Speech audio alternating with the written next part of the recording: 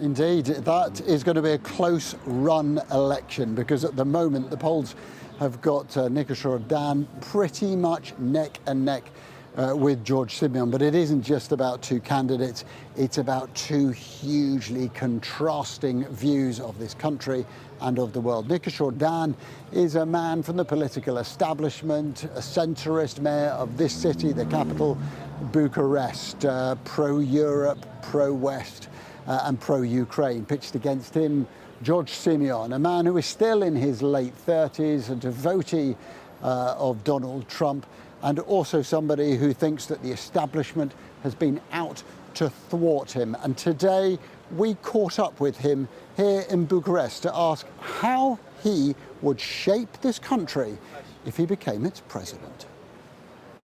Would you take Romania out of the European Union if you had the choice? This is a ridiculous question.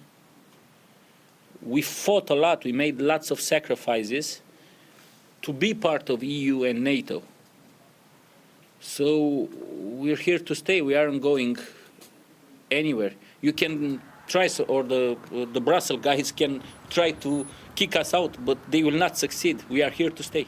You've got a MAGA hat there. You are a fan of Donald Trump. People say you're a disciple of Donald Trump. What do you take from him for your presidential plans?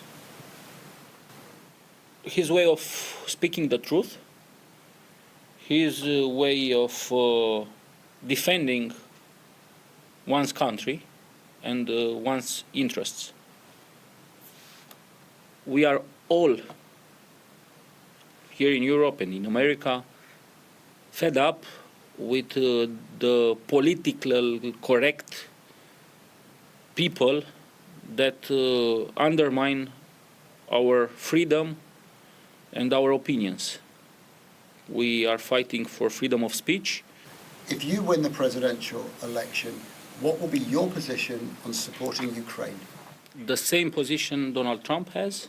We will be perfectly aligned with our NATO partner and with our strategic ally, which is the US. Do you think Mr. Trump is too close to President Putin? Or would you like to have closer relationships with Moscow? Russia left really bad memories here and many scars. And we don't believe that in a foreseeable future we will have good relations. I think President Trump is trying to get everyone at the negotiating table, which is basically common sense for me, if you want peace negotiations. And I pray and hope that he succeeds. And finally, what would you like to see Romania's relationship be with the United Kingdom? We would like more and more cooperation with you.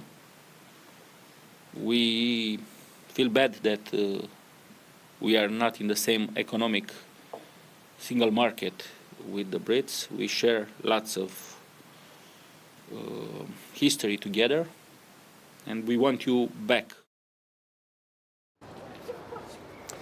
Well, this is the second attempt at running this presidential election. The first one came to a halt in December when it was annulled by the courts because one of the last two people in the run-off, Colin Georgescu, was effectively cancelled. The court said that his links with Russia were too close and that he had benefited from Russian interference in the election, something that even his opponents were uneasy about, that link between the democratic structure and the courts, and there were many in this country who suspected some kind of interference.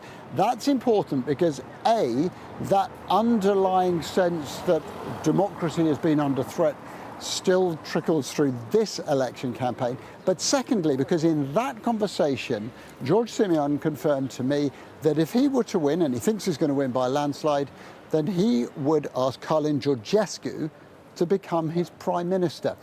Georgescu is pretty pro-Russian. We interviewed him twice for Sky News. He supports quite a lot of conspiracy theories, including some pretty far-out ones to do with COVID and even having microcomputers, tiny ones, in drinking water.